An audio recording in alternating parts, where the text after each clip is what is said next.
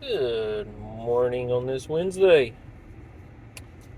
A little bit groggy today.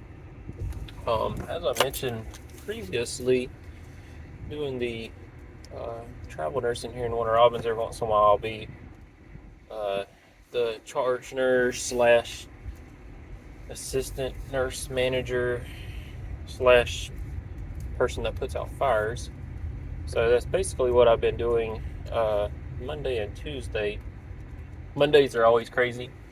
Uh, Probably at every facility I've ever been at because over the weekend, nothing really happens as far as like people going to rehab or home health getting arranged and stuff like that. And a lot of people after surgeries need those things. So on Monday, it's like everyone gets placement, everyone's home health company goes back to work on Monday. So they start processing all the things that they didn't process over the weekend. So you get a lot of discharges, which means you get a lot of admissions, which is new patients. And essentially that's what I dealt with Monday. So I kind of got out late Monday, but then Tuesday, which was yesterday, was about just as crazy because of just things happening. Like some of the ones that I thought would have went home Monday didn't go home till Tuesday, and then we had some complications with staff and a bunch of other stuff. And needless to say, my from 7 to 7 shift, which is really more of a 6:30 till 7 shift, which is like 12 and a half hours, turned into a shift where I basically got out at like almost 10 o'clock last night. So that would be what, like a almost a 16-hour shift at that point, or a 15-hour shift, I guess. So yeah, I had basically like a 15-hour shift yesterday, trying to make sure everything got done, everything was charted up on everybody, um, letting the relief nurse manager, because they were coming back from like a long 4-day weekend and stuff like that, so they really didn't know nothing about anybody. So I had to let them know about all the people that was on the unit. So needless to say, with all that, I am a little tired this morning. Um, Usually, I kind of set my alarm for like 4:15, and then I got one that says for like 4:30, depending on like what's going on. So I definitely went with the 4:30 one today to try to get that extra 15 minutes in because I felt like I needed it. So this video will probably be a little bit shorter. I've already kind of woke up, uh, took some pre-workout. I'm headed to the gym, and gonna try to do back today. As I was mentioning in the other video, I kind of do a push-pull leg split. Um, I'm actually, after this week, I'm going to be switching it up. So this will be my last week doing this split. I I basically was doing every other Sunday. I was doing deadlifts. Nothing heavy, nothing crazy on the deadlifts at all. I'm not a huge fan of lifting heavy on deadlifts. Every once in a while, I'll have a little moment where I'm like, heck yeah, let's rip some weights, and I might lift a little bit heavier. Maybe go into like some 315s for maybe like 3 or 4. Um, Again, like I mentioned before, I'm like 210. I am not the strongest guy in the world. I'm not on any kind of like steroids and all those things, and I'm not trying to do any kind of Olympic weightlifting competitions or bodybuilding competitions or anything. I'm just doing this for general health. So, what seems whenever I talk about some heavy sets versus light sets versus moderate sets is kind of a if you're comparing it to someone like, I don't know, let's say Ronnie Coleman in his prime, or Sam Sulek if you're a Sam Sulek fan, or I don't know, just any of these professional bodybuilders or strongmen, or oh, good God, if you're comparing it to like Brian Shaw or Hafthor Bronson, also known as the Mountain from Game of Thrones. I mean, if you're comparing it to that, I mean, I'm over here talking about I'm doing 315 for 4. I mean, like Hafthor Bronson, he probably does that as like a warm up. I mean, the guy has a more than 1,000-pound deadlift. Him and I think Eddie Hall kind of share the record there. I think I've seen a video where they were saying that Hafthor Bronson technically broke it. Like has a video of him breaking the record by like maybe like by 1 or 2 kilograms compared to Eddie Hall's.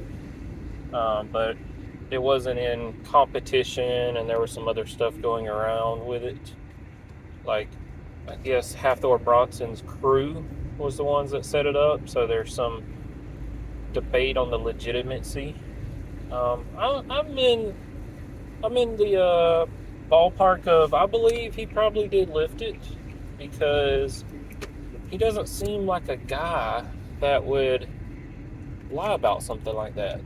You know, like, I mean, obviously there's some egos in there, but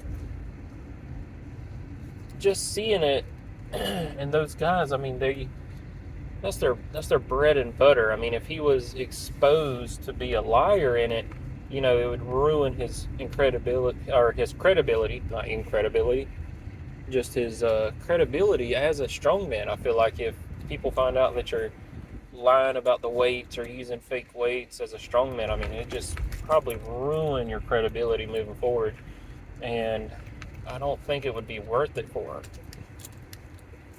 him.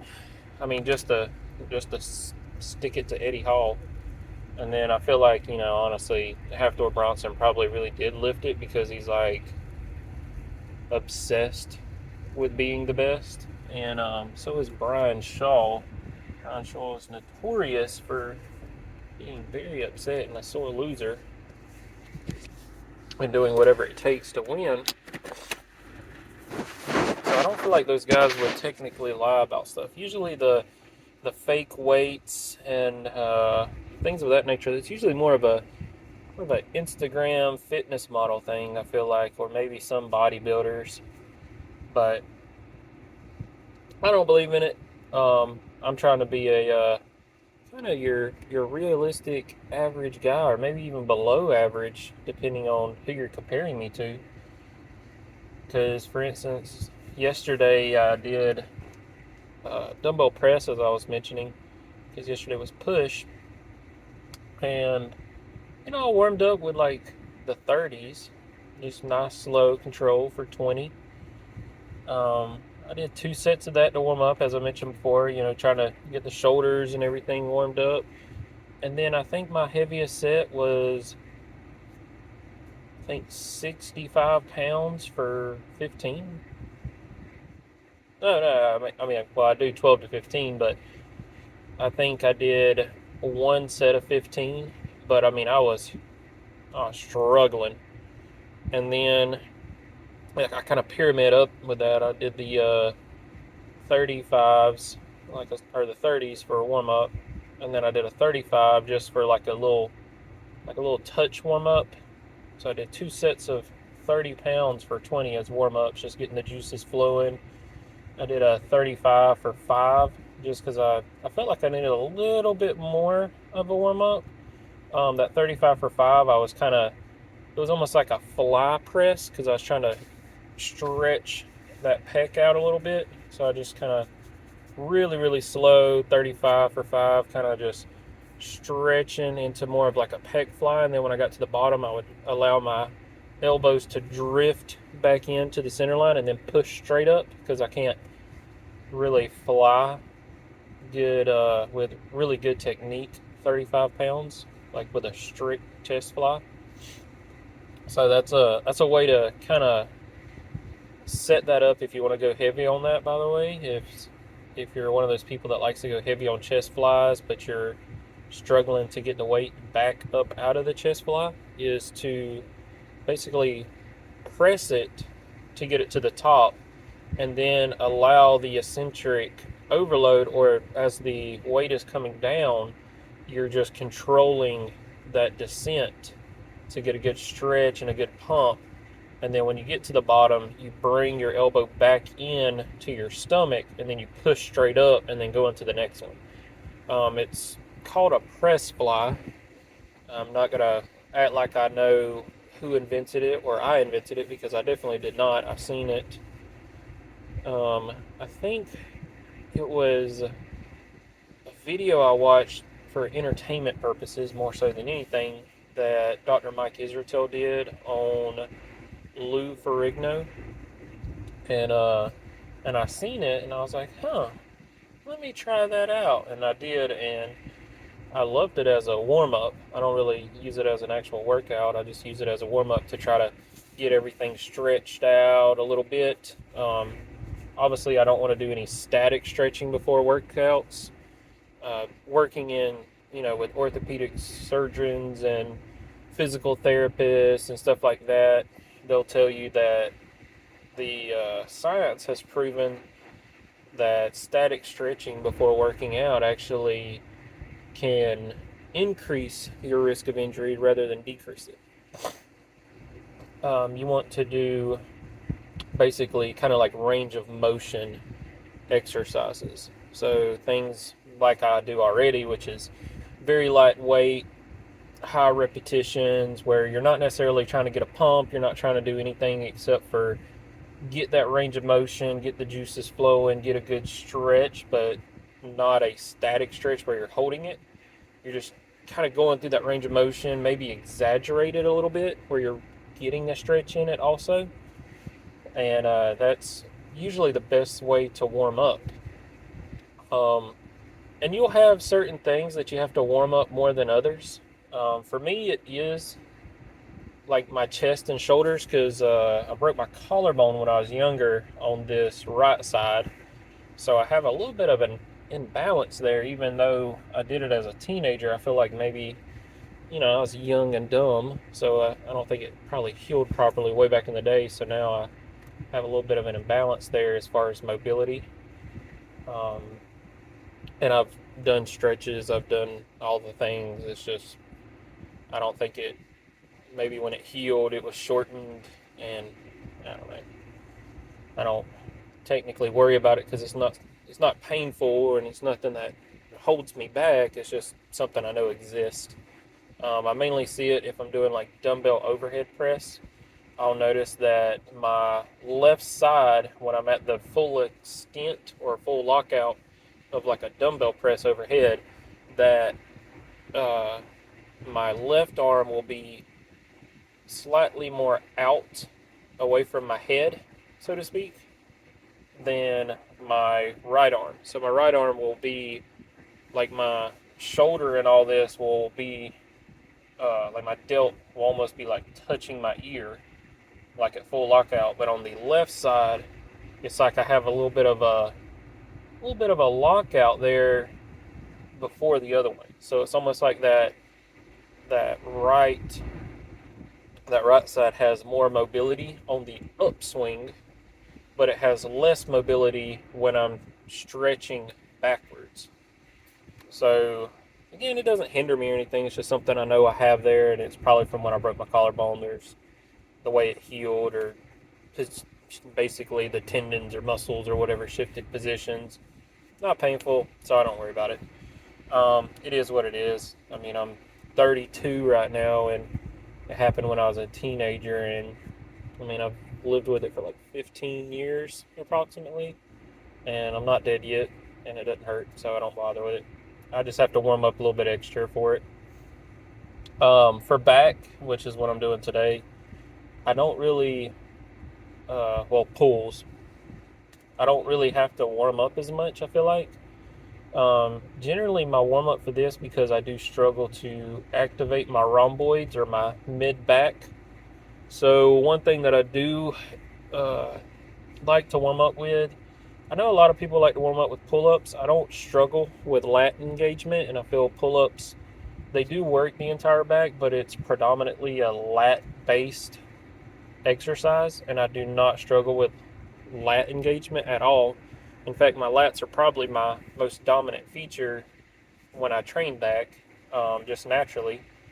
So the part that I struggle with is that mid back. So for me, I will do like some cable um, cable rows, and the way that I do them is I will take two of the handles, like the single arm grip handles, and or I'll take a rope if I can't find two of them. I'll attach it. I'll do very, very lightweight. I'm talking about like somewhere between 30 and 50 pounds, which, for if anyone's ever rowed, they know that's pretty light, especially the 30-pound version, which is the one that I use a lot. Um, and then I basically focus on pulling back into my armpits. So the best way I can tell people to row with good technique, or to um, do like a lat pull down with good technique or anything like that, is, and admittedly, I stole this from Seth Feroce. My dad, I never had. I love Seth Feroce. I do not hide that at all. I love his stuff. Um, but he talked about when you're doing back, to basically hold up guns. So hold up guns. So your thumb should be up, and then these fingers just wrap around like a monkey grip, as some people call it, or some people call it a suicide grip, whichever one you want to call it. To me, I like to call it a monkey grip because I use it predominantly when I do back, so I'm like hanging that way. Most people that call it a suicide grip, they call it that because of when they bench press, they hold like that too. And with that, you run the risk of the bar slipping off and coming down on your throat. That's why they call it a suicide grip. Admittedly, when I do straight bar bench press, which is not very often unless it's incline, I do use the suicide grip or monkey grip, because, or thumbless grip, whichever one you want to call it. That's the I think thumbless grip is the proper term. Uh, I do use that grip, but it's mainly just due to the fact that I use it so much when I do back work, and when I do dumbbell work, I also use that same grip. It's just the grip that I'm used to. So when I bench, technically, when most people bench, they use like a fist grip. So they put the bar in their hand, they fist, and then which also helps with like rotation of your wrist, as far as like locking it out and having a strong wrist when you bench. When you do the suicide grip, you basically are kind of like resting the bar on this inner palm, and then you're just kind of wrapping the fingers around. You're not necessarily gripping the bar. You're just letting it sit on top of your wrist, so your wrist is naturally a little bit back like this. Versus the fist grip or normal grip, your wrist is locked out in this neutral position. So the reason behind that is also when you have your wrist locked out like that, it provides more support and less injury risk. My wrist is very flexible because, I mean, I use the monkey grip all the time, so my wrist is very flexible. But Seth Feroce talks about guns out like this. So when you pull, he will technically kind of only hold it with these three fingers, and his hand will be in a gun like this.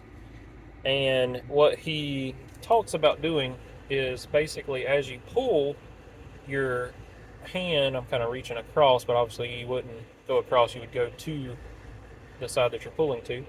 So as you pull in with any back exercise, you focus on bringing the top part of your thumb or your thumb fingernail into your armpit as deep as you can.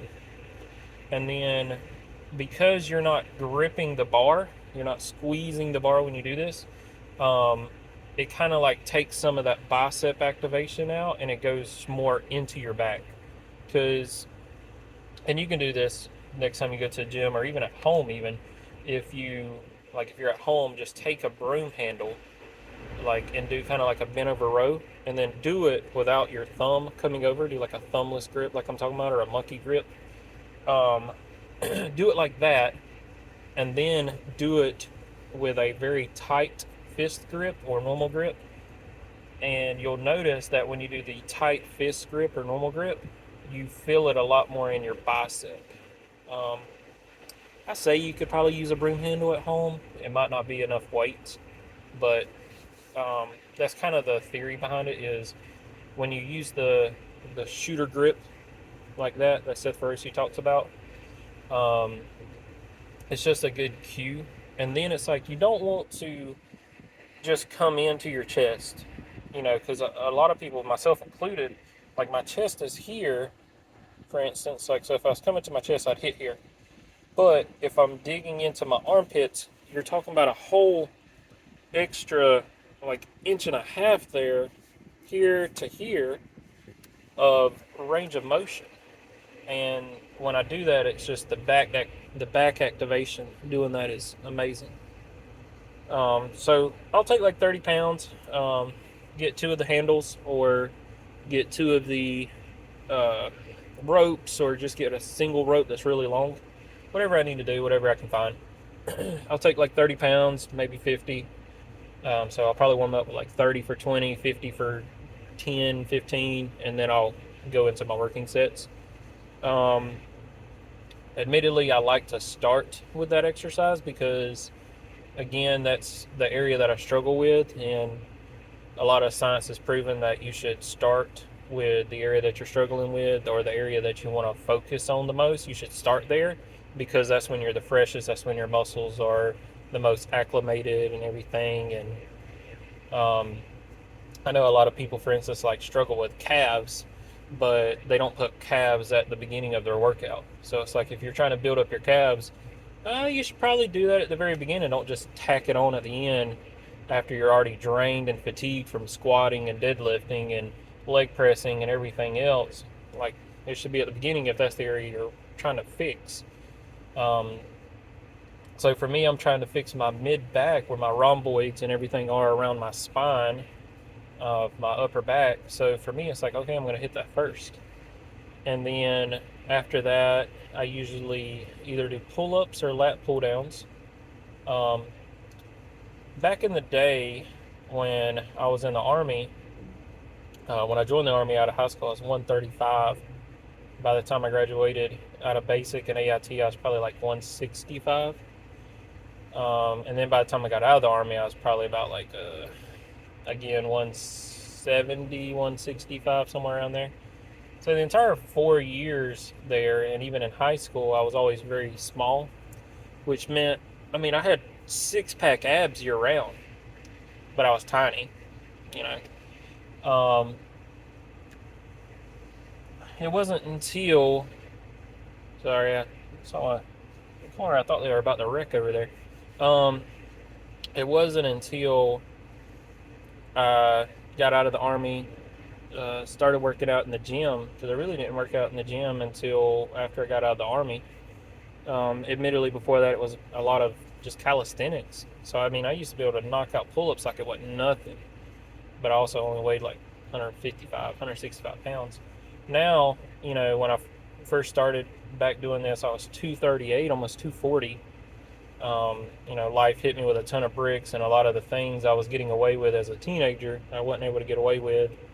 Plus, with me and the wife having kids, being in the hospital in Savannah, my mom dying, COVID, shutting everything down, all that kind of stuff was just piling one after the other. And, it became, my wife being Hispanic, she cooks amazing freaking food, and so does the family.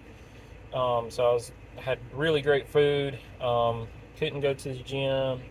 Was depressed, dealing with a lot of emotional stuff, and I wasn't really treating food as my depression mechanism or anything like that. It's just I wasn't cognizant and paying attention of what I was doing because of everything else that was going on. And admittedly, the reason I got back into the gym last year was I was taking a shower, and it was uh, my wife has one of those big, long, full-length mirrors that most women do, because women love to see themselves in the mirror all the time when they're getting ready and stuff. Guys, we usually kind of, or at least myself, not to say all guys, we kind of just get out of the shower, comb the hair over, however you like to style your hair, brush your teeth, put some deodorant on, cologne, and then we just, whatever clothes we grab, we throw on and we're ready to go.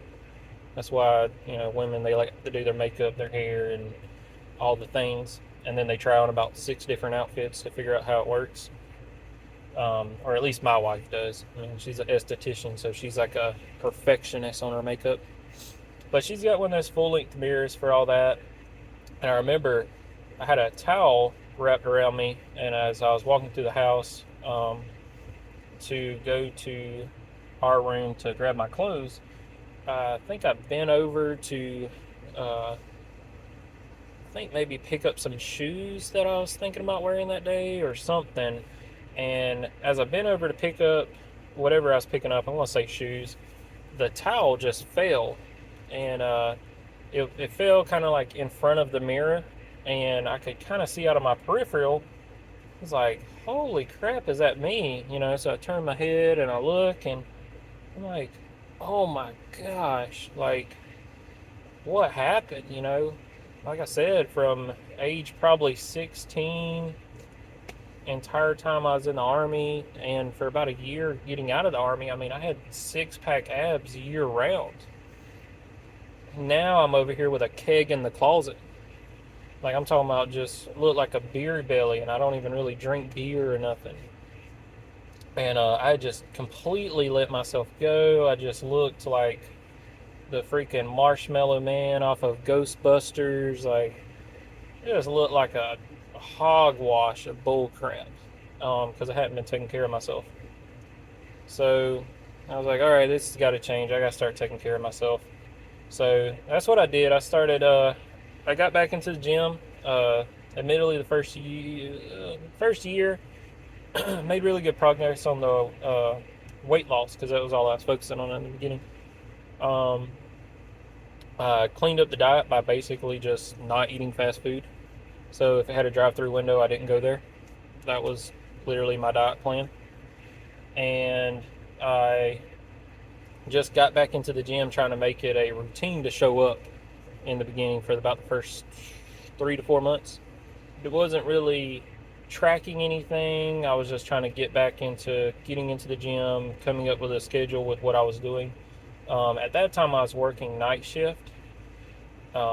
So I was working night shift as a nurse for 6 years, maybe a little bit more. I want to say 6. It was some 6 and some change. And I loved the night shift, but as I started having the kids, they started going to school. I wanted to go back for my nurse practitioner. With the traveling and everything else, it just wasn't. And then showing houses as a realtor here in Georgia, nobody's looking at houses at 1 o'clock in the morning. It's more so at like lunchtime and 5 o'clock in the afternoon. So it just wasn't conducive with where I was in life. So I kind of got out of the night shift, went to day shift of March of this year. So March of this year, when I switched to day shift, it was almost like I had to do a whole reset on my gym routine. So from March to April, I had to figure out what works for me. I quickly figured out, because at first I was trying to do it after work, and as I mentioned previously in the first video, I think I just can't work out after a 12-hour shift, or like last night it was a 15-hour shift, because my brain is just gone. Like, it's not a physical drain, it's just mentally draining, and I can't do it. So that's why I wake up at 4:15 or 4:30 in the morning and come work out in the morning because it just works better for me that way. Um, so now from March to April, going into May, I kind of didn't really have a plan. I was trying to figure out a schedule and everything. And then in probably the end of May, going into June, that's when I'd pretty much come up with my schedule. I I think of the best way to word it. Well, essentially, I got on the RP Hypertrophy app that RP or Renaissance Spiritization owns. It's an app. I just paid for the year subscription because I like it. And then they had a 30-day risk-free trial, so I was like, worst case scenario, I don't like it. I'll just ask for my money back. But I liked it. Admittedly, I think I bought it back in December around Christmas time because they had a Christmas special, but I didn't even use it until like June. Yeah, so about 6 months I didn't even use it, so I was kind of out of that 30-day window, anyways. Um, I bought it to myself as like a Christmas gift for myself. Technically, I guess my wife kind of bought it for me, but I bought it for myself. Uh, that's the cheat sheet for husbands there to get a good gift. Just throw stuff in the Amazon cart and stuff like that and let it sit there, or just buy it yourself and say like, "Oh, love, look what you bought me." My wife does it to me all the time, so I just do it back. And so I started using that. I like it pretty well. Um, it keeps track of everything for you. You just plug it in, and then the next week it'll go based off of what you did the previous weeks, and the AI will try to like keep you moving forward. So I did that. I'm finishing up my last week here on that, and then I will be starting out a new thing next week. I'm going to be focusing more so back on the weight loss. This one was kind of a bulk, as I mentioned before in previous little iterations here. So now I'm going to be going back into a cut, and I don't think I'm going to try to bulk anymore like I did for this time. I think this will be kind of the final bulk. I'm going to focus on doing a very nice, clean cut here, nothing drastic. I'm just going to, slowly cut my calories down. I'm not going to necessarily worry about the workout as much. In my opinion, body transformation, weight loss, weight gain, whichever way you're trying to go, it's like 80% what you put between your lips, like 80%, like what your nutrition looks like. Because I compare it to like gas in a car. I mean, if you're putting unleaded gas in a car, I mean, that kind of works. That would be kind of like just regular food. But if you're putting in good quality food, that's like premium gas in a supercar. And then obviously if you're just eating junk food all the time and you never eat anything nutritious, you don't, supplement with multivitamins to try to fill in the gaps of your crappy nutrition. I mean, you're basically putting sugar water in your car, and obviously that's not going to work. And the check engine light's going to come on, and you're going to have health problems. So that's the best analogy I can use there for you on that. So I think after this week, I'm going to go through. I'm going to start cleaning the diet up more. I might actually I'm not a huge fan of calorie counting, but I probably will for a little bit. It's a good tool to have. I am not a fan of doing anything, starting something that I don't plan on doing for forever, because again, I'm not bodybuilding, I'm not powerlifting, I'm trying to live a healthy lifestyle.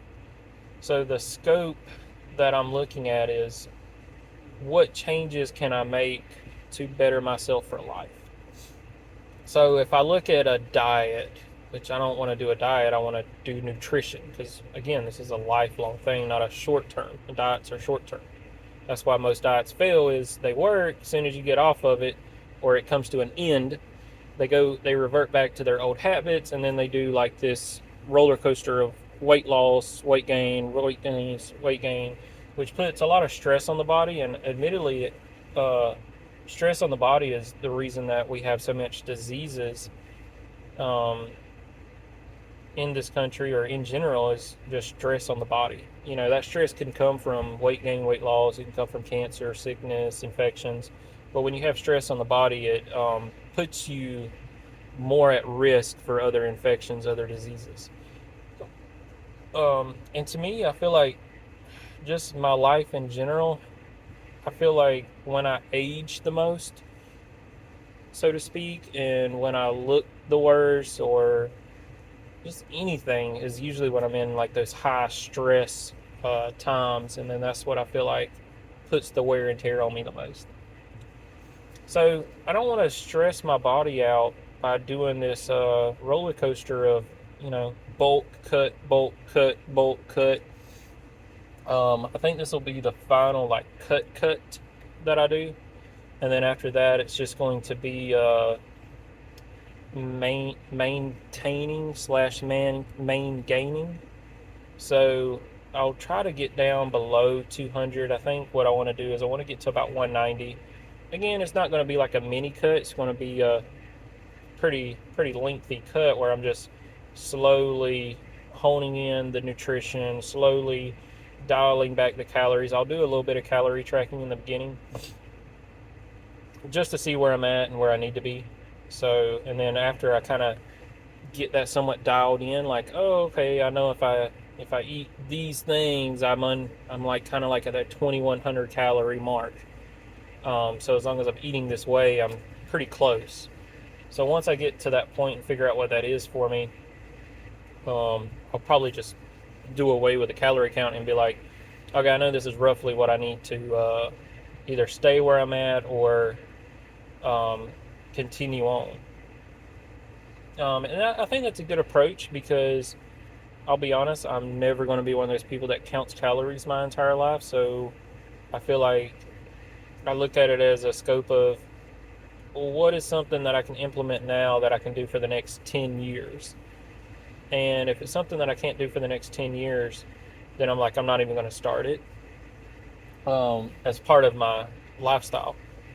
So, I mean, I might use tools here and there for short periods to get through a patch to figure stuff out, but I don't consider that like a lifestyle change. Lifestyle change, like I said, it's got a drive-through window. 90% of the time, I'm not going there.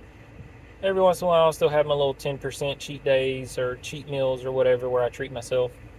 I mean, I'm a human being. I like to snacky snack every once in a while. But for the most part, 90% of the time, I don't go through drive-through windows anymore.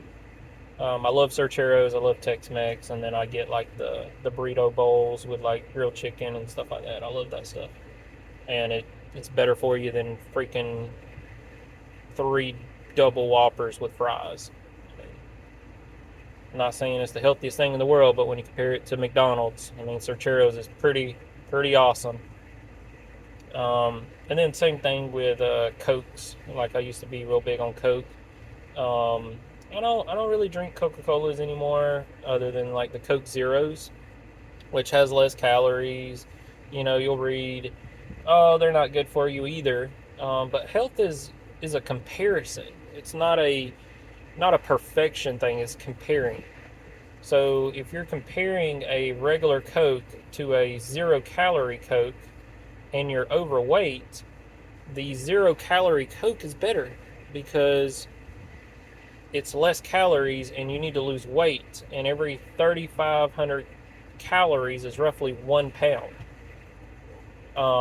So basically, if you're with just that simple math, if you're in a 700 calorie deficit for 5 days, 7 times 5 is 35. Add the 2 zeros, that's 3,500 calories there. So that means if you're at a 700 calorie deficit between what you put in your mouth and what you exercise and work out on, and your BMR and all those things, if you're at a 700 calorie deficit and you do that for 5 days, that's 3,500 calories. You should, by the laws of thermodynamics, have lost 1 pound. That's the simplified version of it. Whether you do keto to get into that deficit, or you do intermittent fasting to get into that deficit, or you just break your meals into like 6, 7 meals where you're eating like a bird 6, 7 times during the day. I mean, it's just thermodynamics. I mean, if you ingest 2,000 calories, but you burn 2,700, you're at a 700 calorie deficit. And then if you flip that, let's say that you ingest or you eat and drink 2,700 calories and you need to be at 2,000 calories. Well, guess what? After 5 days, you just are out of proportion and over by 3,500 calories. So now, because you were in a 700 calorie surplus for 5 days, you just gained a pound. And it's simple math. All these people on YouTube, Instagram, all this stuff that sell you on these diets. I mean, does it work? Sure, but it works because you're in a calorie deficit. That's it. Like, that's the only prerequisite you need. So it's like, you got to figure out what works for you. I mean, do you want to do carnivore? Yeah, go carnivore if that's what fits your lifestyle. You want to go vegan? I will never go vegan. I like meat. Go vegan.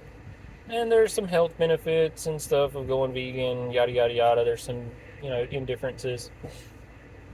But we all need protein, calories, and fats to sustain our body, our lifestyle, our joint health, muscle mass, everything like that from a health standpoint.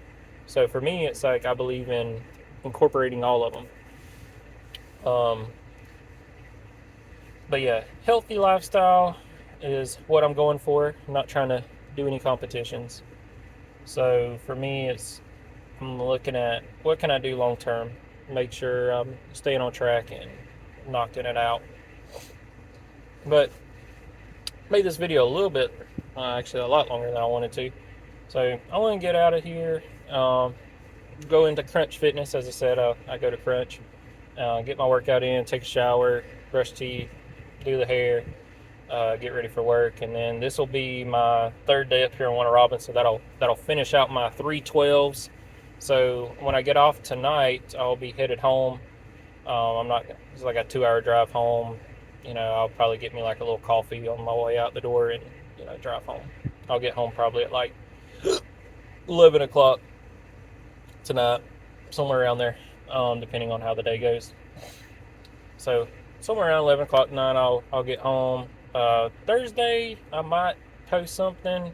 Thursdays is usually kind of my day, because I just worked 3 12s in a row and then had to do that drive home. So usually Thursdays are kind of sluggish for me, but we'll see. But alrighty, y'all have a blessed day, everyone.